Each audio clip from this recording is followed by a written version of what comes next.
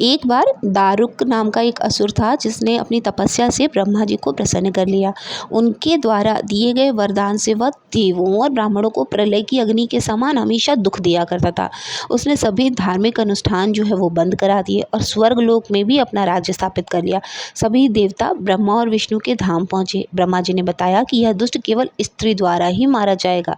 तब ब्रह्मा विष्णु सहित सभी देव स्त्री रूपधर दुष्ट दारुक से लड़ने चले गए, परंतु वह दैत्य इतना बलशाली था कि उसने सभी को परास्त करके भगा दिया। ब्रह्मा विष्णु समेत सभी देव भगवान शिव के धाम कैलाश पर्वत पहुंचे और उन्हें दैत्य दारुक के विषय में बताया। भगवान शिव ने उनकी बात सुनी और माँ पार्वती की ओर देखा और कहा, हे कल्याणी, जगत हित के लिए और दुष्ट दारुक के वध के लिए मैं आपसे प्रार्थना करता हूँ। यह सुन माँ पार्वती मुस्कुराई और अपने एक अंश को भगवान शिव में प्रवेश कराया, जिसे माँ भगवती के माया से इंद्र आदि देवता और ब्रह्मा नहीं देख पाए। उन्होंने देवी को शिव जी के पास बैठे देखा। माँ भगवती का वह अंश भगवान शिव के शरीर में प्रवेश कर उनके कंठ में स्थित विष से अपना आकार धारण करने लगा। विष के प्रभाव से वह काले वर्ण में परिवर्तित हुआ। भगवान शिव ने उस अंश को अपने भीतर महसूस कर अपना तीसरा नेत्र खोला। उनके नेत्र द्वारा भयंकर विकराल रूपी काले वर्ण वाली माँ काली की उत्पत्ति हुई। माँ काली के ललाट में तीसरा नेत्र और चंद्र रेखा थी।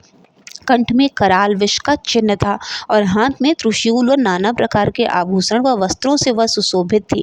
माँ काली के भयंकर और विशाल रूप को देखकर देवता व सिद्ध लोग भागने लगे। माँ काली के केवल हुंकार मात्र से दारुक समेत सभी असुर सेना जलकर भस्म हो गई। माँ के क्रोध की ज्वाला से संपूर्ण लोक जलने लगा। उनके क्रोध से संसार को जलता हुआ देखकर भगवान शिव ने एक बालक का रूप धारण किया। शिव जी शमशान में पहुंचे और वहां लेटकर रोने लगे। जब माँ काली ने शिव जी के उस बालक रूप को देखा तो वह उनके ऊपर मोहित हो गई। वात्सल्य भाव से वो पूरा भर गई और उन्होंने छोटी सी शिव जी को अपने हृदय से लगा लिया और उन्हें दूध भी पिलाया। भगवान शिव ने दूध के साथ ही उनके क्रोध का भी पान कर लिया। उनके उस क्रोध से 8 मूर्ति हुई जो क्षेत्रपाल कहलाई। शिव जी द्वारा माँ काली का क्रोध भी जानने के कारण वो वहां पर फिर बेहोश हो गई। देवी के होश में लाने के लिए शिव जी ने तांडव किया। होश में आने पर माँ काली ने जब शिव जी को नृत्य करते देखा तो वो भी नाचने लगी, जिस कारण उन्हें योगिनी भी कहा जाता है। और इसी वजह से जब दारुक का उन्होंने वध कर दिया, उनके वध के कारण ही उन्हें माँ काली का रूप लेना पड़ा था, क्योंकि कोई अन्य भी अगर देवी का रूप लेकर, कोई भी भगवान देवी का रूप लेकर जाते तो वो वरदान उन्हें नहीं था, क्योंकि वो पूर्ण रूप से स्त्री नहीं थे, वो रूप लेकर जाते। इसलिए माता पार्वती को ही आगे आना पड़ा था। और यही विकराल रूप, ये 10 दिनों में आप जो इनकी कथाएं चलती हैं, ये सारे विकराल रूपों की हैं।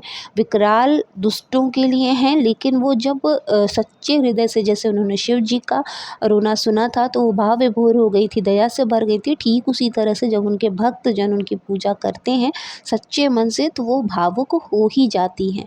तो इस तरह से नवरात्रि में आप कथा अवश्य सुने। पूजा नॉर्मल जैसे आप करते हैं उसी तरह से करें। आपको विद्या पाने की ज़रूरत नहीं है अगर, तो आप सिर्फ और सिर्फ दुर्गा सप्तशती का माँ भगवती को प्रसन्न करने के लिए पाठ अवश्य करें, क्योंकि माँ वही हैं, उनके रूप अनेक हैं। तो आई होप कि आप सभी के लिए वीडियो बहुत यूज़फुल रही होगी। वीडियो अगर आपको अच्छी लगी हो तो चैनल को ज़रूर सब्सक्राइब कर लीजिएगा। मिलेंगे नेक्स्ट वीडियो में, तब तक के लिए माँ देवी की कृपा हमेशा आप सभी के घर में बनी रहे। ओम नमः शिवाय। जय माता दी।